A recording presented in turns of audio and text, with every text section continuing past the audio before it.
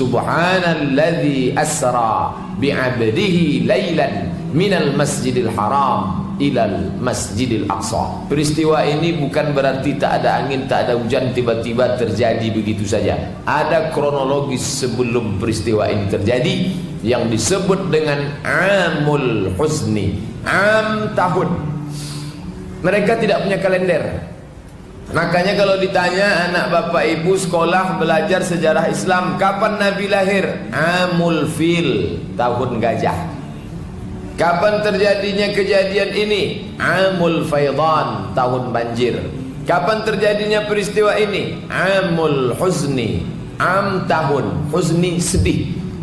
Tahun huzni, duka cita. Kenapa tahun itu disebut dengan tahun sedih duka cita? Karena ada kematian, mati biasa, tapi ini kematian luar biasa. Dua orang tempat berpegang, tempat bergantung, sebelah kanan, sebelah kiri, keduanya patah di saat yang sama. Tempat bergantung pertama adalah Abu Talib.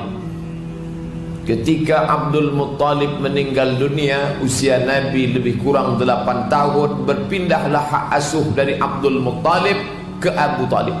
Banyak saudara Abdullah. Ada Hamzah bin Abdul Muttalib, ada Abbas bin Abdul Muttalib, ada Abu Talib bin Abdul Muttalib, ada Abu Lahab bin Abdul Muttalib. Kaya, tapi yang tempat bernaung ini ternyata tidak semua keluarga itu enak menjadi tempat berdiam diri. Tempat yang paling nyaman dirasakan Nabi adalah keluarga Abu Talib. Padahal Abu Talib itu anaknya banyak.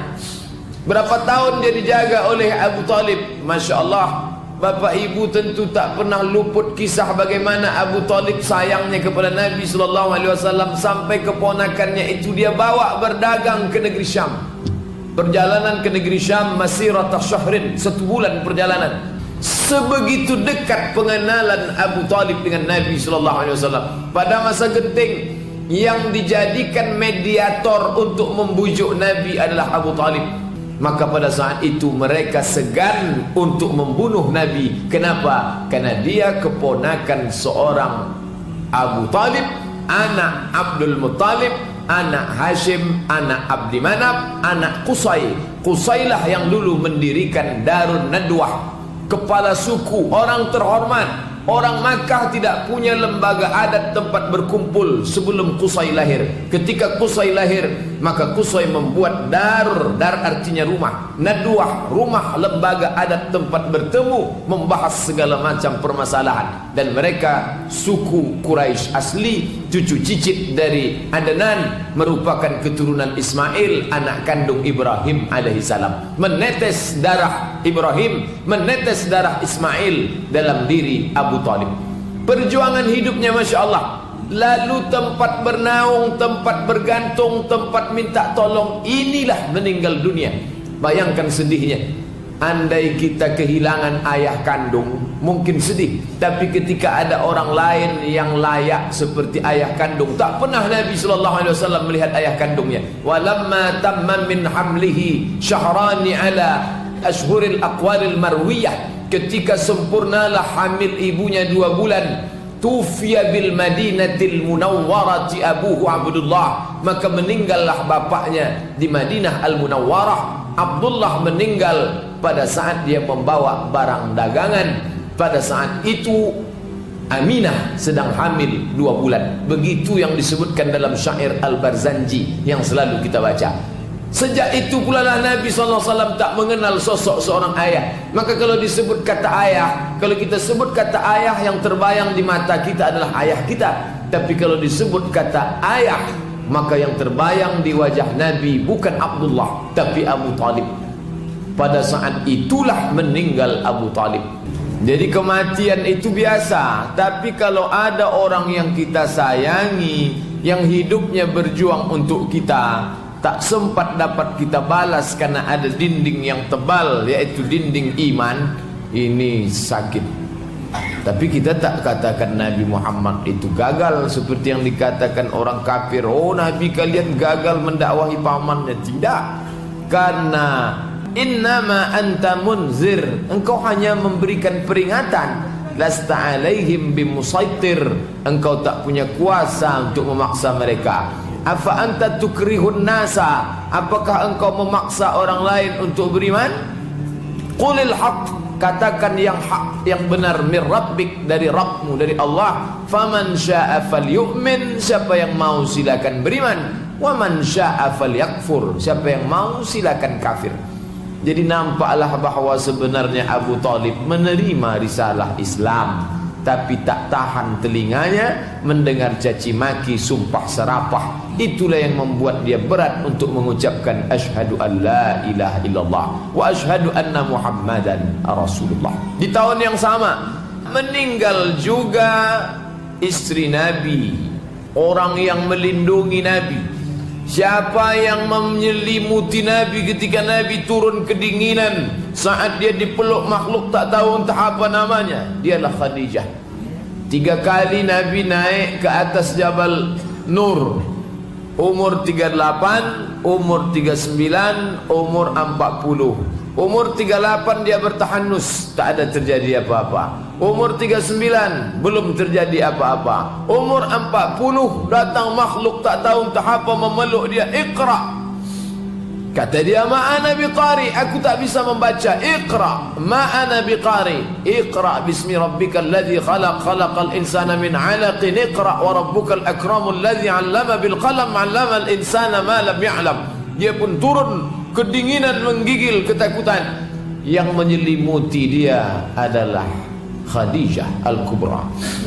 Fisiknya diselimuti, maka turunlah ayat ya ayyuhal muddathir, wahai orang yang berselimut. Tapi batinnya tetap, yang menenangkan batinnya juga Khadijah. Khadijah, cobalah tengok, ditinggalkannya di tempat rumahnya di Makkah, pergi suami mencari ketenangan, bertahanus ke Gua Hira. Khadijah tak larang. Tahun pertama pergi, dia tak larang. Tahun kedua pergi, dia tak larang. Tahun ketiga pergi, dia tak larang. Ketika turun Nabi menggigil, apakah marah dia? Tidak. Dengan kelembutannya, keibuannya, dia bawakan selimut, dia selimuti Nabi SAW. Kalau perempuan yang marah tentu, kan dulu dah aku bilang jangan pergi, sekarang menggigil tahankanlah. Khadijah tak begitu. Turun Nabi menggigil, diselimutinya. Bagaimana menenangkan batin Nabi? Datang dia ke Waraqah ibnu Naufal. Waraqah ini orangnya buta, tapi dia banyak tahu kitab Injil dan Taurat, karena dia agamanya Nasrani. Lalu kemudian bertanyalah Khadijah kepada Waraqah ibnu Naufal. Kebetulan Waraqah ni paman dia. Wahai pamanku Waraqah, ya, tadi malam suamiku dipeluk makhluk entah apa namanya, dia tidak tahu. Lalu kemudian besar sekali sampai sesak napasnya. Ini kalimat yang dia bacakan, kira-kira apa namanya itu? Apa kata Waraqah ibnu Naufal? Menurut kitab yang aku baca, itulah namus malaikat Jibril yang dulu pernah datang kepada Musa, pernah datang kepada Isa, pernah datang kepada Ibrahim, dan dia datang kepada Nabi terakhir. Dan inilah orangnya. Demi Allah, umat akan tahu, menjadi saksi. Nabi terakhir itu menurut kitab yang aku baca akan diusir dari kaumnya. Kalau umurku panjang, aku orang pertama yang akan menolong dia saat dia diusir dari kaumnya. Maka tenanglah batin Nabi. Fisiknya tenang karena diselimuti, batinnya tenang karena mendapatkan jawaban atas segala pertanyaan. Maka nampaklah kedudukan Khadijah yang luar biasa. Maka suatu ketika Aisyah cemburu kepada Nabi karena Nabi selalu mengenang, menyebut Khadijah. Maka kata Nabi SAW, pada saat semua perempuan kafir mengingkari aku, dia beriman kepadaku. Pada saat semua membenci aku, dia sayang kepadaku. Pada saat tak ada perempuan bisa melahirkan anakku, dia melahirkan anak-anak untukku. 4 anak perempuan Nabi itu berasal dari rahim Khadijah. Maka Khadijah yang tak dapat terlupakan. Dan Khadijah itu pula meninggal. Paman tempat bergantung patah, istri tempat berpegang habis. Lalu kemana Nabi mengadukan keluh kesahnya? Kalau orang sekarang susah keluh kesah, diadukannya ke wall Facebook. Pergi Nabi ke kampung namanya Taif, nama sukunya Saqif. Sampai di sana dengan harapan nanti insya Allah hati yang susah ini akan senang karena orang Taif nanti akan menyambut dakwah Islam. Maka sakitnya hati ini akan terlupakan. InsyaAllah mereka akan menyambut, mereka akan bersyahadat, mereka akan menerima dakwah Islam insyaAllah. Tapi apa yang terjadi begitu sampai di Taif? Mereka bukan menyambut Nabi dengan tala'al badru alaina. Mereka bukan menyambut Nabi dengan marhaban ya nural aini. Mereka sambut Nabi dengan lemparan batu, kayu, kotoran onta. Salah satu batu itu mendarat di pelipis Nabi, menetes darahnya. Bersembunyilah Nabi di balik bukit besar. Tak sanggup lagi wadangkan hujan batu datang, bersembunyilah Nabi di situ. Dia mengadu kepada Allah Subhanahu wa taala, "Ya Rabb, ya Allah, ilaika ashku dha'fa quwwati." Kepada Engkau aku mengadukan kelemahan diriku, wa qillata hilati, ketidakberdayaanku, wa hawani bainan nas, aku hina sekarang ya Allah. Dulu aku dihormati pamanku keturunan Quraisy, sekarang dia sudah meninggal. Dulu aku dihormati istriku seorang pedagang sukses kaya, sekarang dia pun sudah meninggal. Yang kuanggap bisa menolongku orang Taif, mereka pula melempar. Anta Rabbul Mustad'afin, Engkau Rabb yang melindungi orang yang lemah, tolong aku ya Allah. Di saat yang sama, selesai berdoa, datanglah malakul jibal. Malaikat jibal, bukit. Malaikat penjaga segala bukit datang menghadap Nabi sallallahu alaihi wasallam. Apa kata dia? Ya Muhammad, tunjukkan mana bukit yang paling besar di jazirah Arab ini.